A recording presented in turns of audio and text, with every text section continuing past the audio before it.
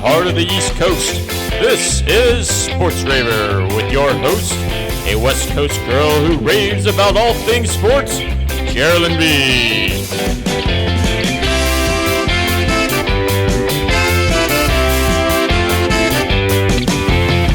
Today, we're going to talk about my raves. Is your favorite minor league team on the Major League Baseball chopping block? Raiders player trolls fantasy managers, but he makes a good point. High rates of concussions in volleyball? Plus, the latest drama in eSports, my news raves, and the obscure sports report. Welcome to the Sports Raver, where I rave about my favorite things in sports, and I rave against the worst things in sports. Thanks for coming to rave with me. Hey, ravers! I'm your host, JerelynB. Thanks for listening in. Let's get right into it. It was a bad day for Dan Bailey of the Minnesota Vikings this weekend. It was worse than a bad day. It was so disastrous, in fact, that a kicker hadn't missed 3 field goals and 1 extra point in a single game since 1961. Bailey, who is number 6 all-time for accuracy on the list of NFL kickers, struggled in Week 13 as well, missing 2 extra points and 1 field goal. Players get their confidence shaken all the time in football. Carson Wentz is a perfect example, but there's no other position quite like the kicker, who has time to set up, do a warm-up kick, line up the ball, and finally launch the ball through the uprights. And then miss. I would imagine it can be kind of like approaching the tee on the first hole of a golf course. You play it out in your head, take a practice swing, you give your club a little waggle or two, and then you swing like you're Bryson DeChambeau. Instead of sailing 300 yards down the fairway like you envisioned, your ball flies straight up in the air and lands about 20 feet away from the tee. Confidence gone. They say golf is played between your ears, and I'd guess kicking in football is about the same. Or in this case, was it Joe Buck wielding his jinxing power like when he made Ravens kicker Justin Tucker miss a 36-yard field goal? It was him and Troy Aikman, after all, calling the game. The Florida Gators are throwing shoes instead of shade and are paying the consequences. LSU defeated Florida 37-34 because, well, Florida cornerback Marco Wilson thought it a good idea to tackle Tigers' Cole Taylor 6 yards shy of the first down line, then rip his shoe off and throw it. Instead of being forced to punt, the Tigers got a new set of downs and eventually kicked a 57-yard field goal to win. The Gators did get the ball back and marched down the field, but missed their own field goal as time expired. LSU coach Ed Orgeron made light of the win by suggesting the equipment guy loosened the shoe so it was easy to take off. But Dan Mullen, the Gators coach, was not in a joking mood after the game. The loss makes it almost impossible for Florida to reach the college football playoff since they have 2 losses on the year now. Maybe Marco Wilson was trying out to be Gator Kyle Trask's backup. He did launch the shoe 20 yards after all. Lim Kim is the newly crowned champion of the 75th Women's U.S. Open. And she did it in exciting fashion, coming from 5 strokes back to take the lead in the final round. She birdied 16, 17, and 18 to finish with a 67 for the day.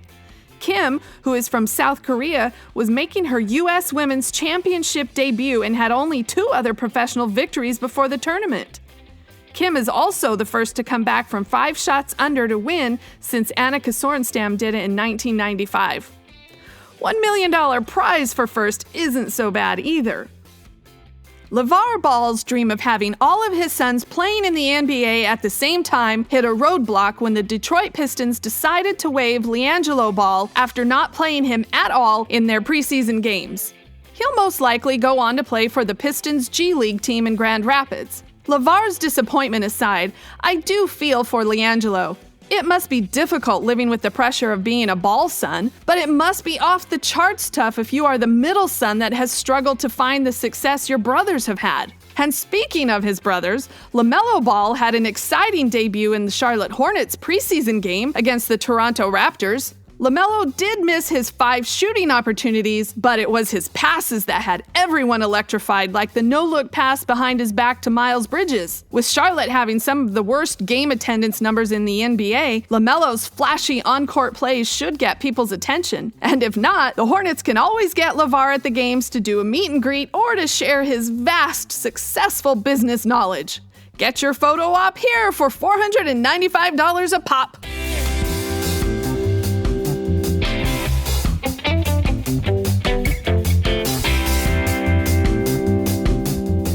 Major League Baseball is getting closer to announcing the full contraction plan for minor league teams, and the unavoidable truth is whole communities will be devastated. The contraction is reducing the minor league system from 160 teams down to 120, which leaves only 4 affiliations for each club: AAA, AA, High A, and Low A. The draft will also be reduced from 40 rounds to 20, helping to diminish the need for so many affiliates. The other significant aspect of the contraction is the doing away with any minor league oversight, leaving control completely with Major League Baseball. There are so many aspects of this contraction that make sense, financially and operationally, for Major League Baseball, that is. What it leaves in its wake is where the devastation lies. Minor league teams have operated in conjunction with Major League Baseball under an agreement called the Professional Baseball Agreement and the Players Development Contract. The PDC is what divides the share of financial responsibility between a minor league affiliate and its MLB club. The MLB club pays for player salaries, bonuses, coaches' salaries, and team medical personnel. The minor league club is responsible for the stadium, such as rent and upkeep, for the players' uniforms, travel to minor league games, and all staff such as concession workers, security guards, the cost of food and beverage supplies, etc. Without a 2020 season, the owners of the minor league teams and all employees were already in a bind, but now for some that will be left with no direct link to a major league team? What's left? Minor league teams are essentially small businesses in their towns. They don't see any revenue from television broadcasts or big league player merchandise sales, nothing that the MLB sees. Their revenue comes only from what the minor league ballpark makes in ticket, concession, and minor league team merchandise sales. If a team loses its affiliate status, it might be demoted in a sense to a draft league or a wooden bat league, but without the direct MLB connection, there will be less interest in the team.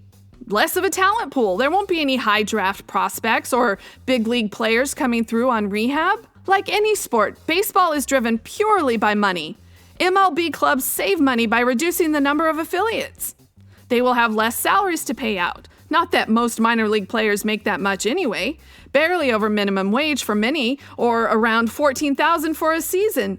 And they aren't even allowed to file for unemployment in the off-season because they are under contract. As fans of the game, most people won't notice any difference when their teams take to the diamonds in the spring. That is, if baseball starts on time. MLB owners will benefit from the changes. High-level talent and staff will continue to collect paychecks.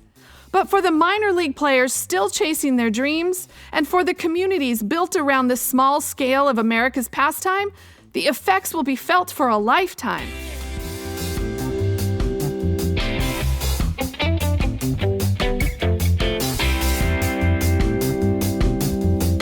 Listen up, people. NFL players don't care about your fantasy teams.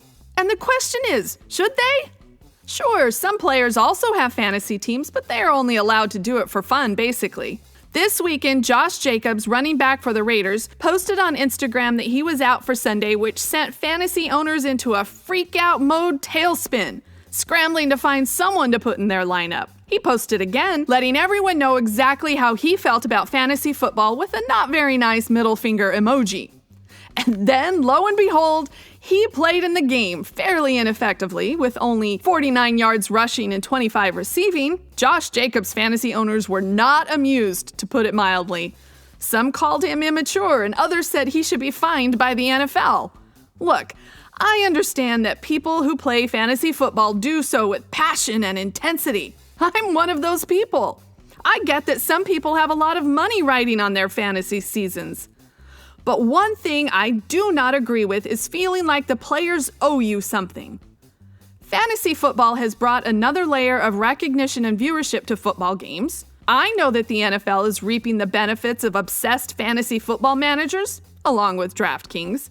But the players, they owe you nothing. They are obligated to their team, to their owners, and to their fans, and themselves. Not you. Playing football is their job. Richard Sherman once said people who play fantasy don't see the players as humans anymore.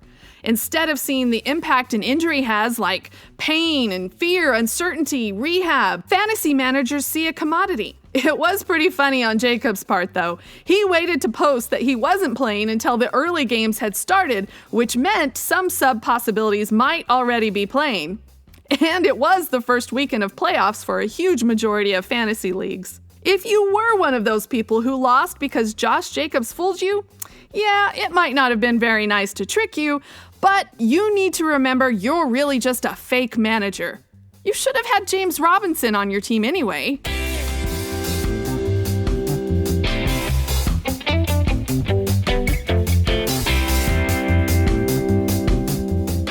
Concussions in sports have become an increasingly hot topic over the past several years.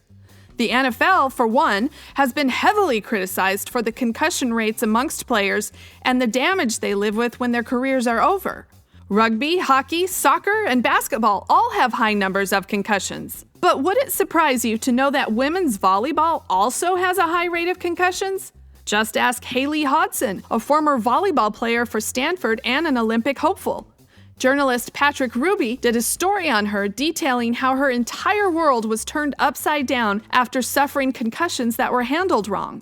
Or ask Corinne Atchison, a coach in Texas who suffered several concussions and is still learning to live with long-term effects. Many college coaches can give examples of their players receiving head trauma and the after effects they suffered. For some, like Haley Hodson, it can be not only the end of volleyball, but coming to terms with the lasting results. Football, hockey, soccer, those kinds of sports get a lot of attention paid to their concussion rates. But is that same attention put on the lesser followed college sports like volleyball? Do lesser known sports get the same support and care that the higher profile ones do? It's hard to imagine schools spending as much money on their volleyball players' well-being and health as they do on the football players. It's a matter of economics. The symptoms of concussions, and especially the long-term effects known as post-concussion syndrome, can vary in each athlete. Lethargy, anxiety, depression, trouble concentrating, even personality changes can also be symptoms of having PCS, but these can easily be misdiagnosed. For some, those symptoms never go away. And there's still a culture of you just play through it, or you downplay symptoms so you can get back to competing with your teammates. Without coaches and trainers and even medical staff putting athletes' health above a winning record, concussions will continue to have a huge role in the conversation surrounding college sports.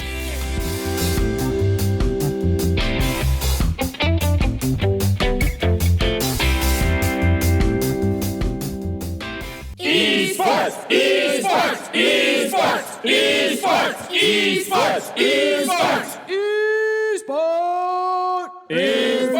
A couple of interesting situations in Fortnite this week. Leon Kanata Kim and TSM have agreed to part ways. Kanata had only been with them for 8 months, but during that time he had reached 4 straight Champion Series finals. Rumors are that the split, though it was considered mutual, may have been instigated by the recent decision held up against Kanata. In September, Kanata was banned by Twitch for, quote, making threats, unquote, but Twitch didn't explain the ban further or provide examples of what was said, though Kanata said it was just trash talk. Kanata appealed but lost, with Twitch upholding the ban and stating, quote, we do not unsuspend accounts for this level of abuse, unquote. Those are pretty strong words. Despite the issue with Twitch, Kanata, who is only 14, will be a highly sought-after free agent. Cheaters never win. In the Fortnite Frosty Frenzy tournament this weekend, Calvin Kez Dom was banned for cheating during the tournament for using a soft aim hack. Kez vanished mid-battle after the ban was delivered, leaving his 2 teammates high and dry. He later deleted his Twitter account, solidifying in everyone's mind that he must be guilty.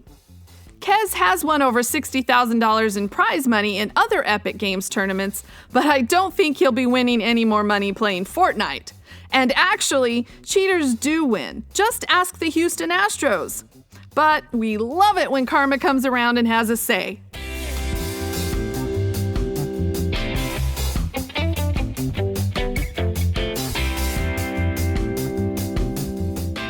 The Obscure Sports Report. What? That's a sport? No way! Do you know what sport is considered the most dangerous?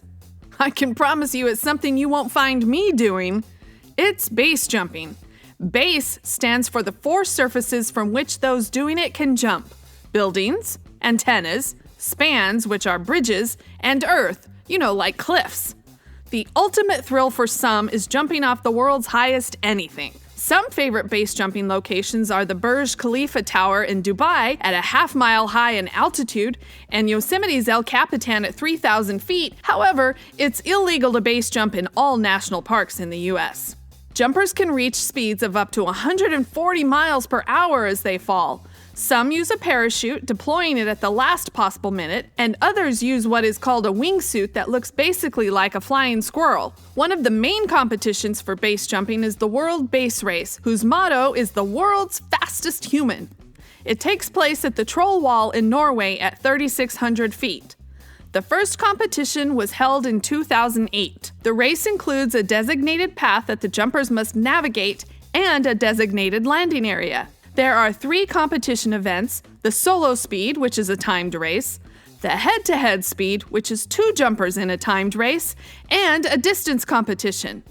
2020's competition was canceled, but they are now in the planning stages for 2021. There are many people who do base jumping, but one of the craziest is Jeb Corliss, who has base jumped from just about every high point imaginable. Being the most dangerous sport in the world comes with a high death rate. Many things can go wrong, as you can imagine. But that doesn't stop those who love it as they pursue the ultimate rush of flying.